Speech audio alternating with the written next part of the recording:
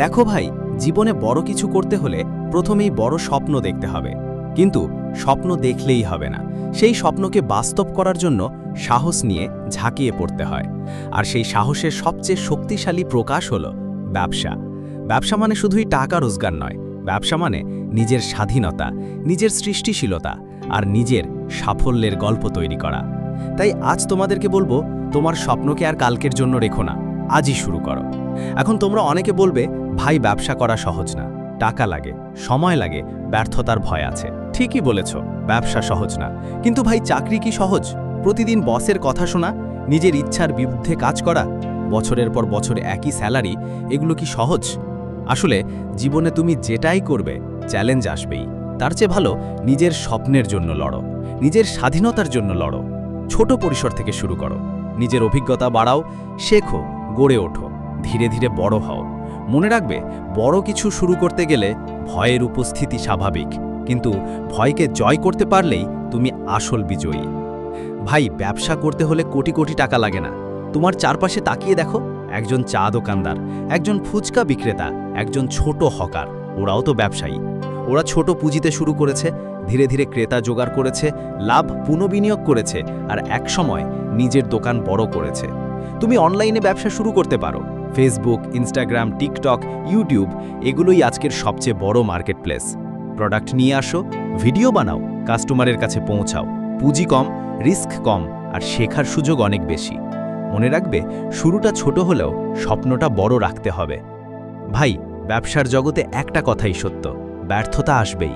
কিন্তু ব্যর্থতাকে কেউ যদি শেষ বলে ধরে নাও, তাহলে তুমি থেমে যাবে। আর ব্যর্থতাকে যদি শিক্ষা হিসেবে নাও, তাহলে পরের বার তুমি আরও শক্তিশালী হয়ে ফিরে আসবে। পৃথিবীর বড় বড় ব্যবসায়ী স্টিভ জবস, আলিবাবার জ্যাক মা, এরা প্রথমে ব্যর্থই হয়েছিল, কিন্তু তারা হেরে যায়নি। তাই তোমারও মনে রাখতে হবে, ব্যর্থতা মানেই শিখতে পারার সুযোগ। গল্পের আবহের মিউজিক। বাংলাদেশের অনেক গল্প আছে যেখানে এক তরুণ 10,000 টাকায় ছোট বিজনেস শুরু করে লাখ টাকার মালিক হয়েছে। যেমন ধরো, গ্রামের একজন ছেলে, সে প্রথমে 5,000 টাকায় গবাদি পশুর খামার শুরু করেছিল। 3 বছরে সে লাখ টাকার ব্যবসায়ী হয়েছে। আবার একজন মেয়ে অনলাইনে 3 পিস বিক্রি শুরু করেছিল। তার কোনো শোরুম ছিল না, শুধু ফেসবুক আর হোয়াটসঅ্যাপে ছবি পোস্ট করে ক্রেতা জোগাড় করেছিল। কয়েক মাসেই মাসিক লাখ টাকা বিক্রি করতে শুরু করেছে। তুমি চাইলে এরকম হাজারো উদাহরণ পাবে, যেখান থেকে প্রমাণ হয় চেষ্টা করলে, সাহস নিয়ে দাঁড়ালে কিছুই অসম্ভব নয়। ভাই, জীবনের সবচেয়ে বড় ভুল হলো কাল করব ভাবা। কাল আসবে না, কালকে তুমি আজই তৈরি করবে। আজ যদি একটা ছোট সিদ্ধান্ত নাও, যেমন প্রোডাক্ট খুঁজে বের করা, কোন মার্কেটে কাজ করবে সেটা ঠিক করা, ইউটিউব বা ফেসবুক পেজ খুলে রাখা, তাহলেই তুমি এগিয়ে যাবে। ব্যবসার মূল জাদু হলো অ্যাকশন। যারা শুধু ভাবতে থাকে তারা পিছিয়ে পড়ে, যারা কাজ শুরু করে তারা শেখে, তারা বদলায়, তারা জেতে। মনে রেখো, ছোট শুরু করো, কিন্তু থেমে থেকো না। শেষ কথা বলি ভাই, ব্যবসা মানে স্বপ্ন, ব্যবসা মানে লড়াই, ব্যবসা মানে নিজের পরিচয় তৈরি করা। চাকরিতে তুমি অন্যের স্বপ্নকে বাস্তব করো, ব্যবসায় তুমি নিজের স্বপ্নকে সত্যি করো।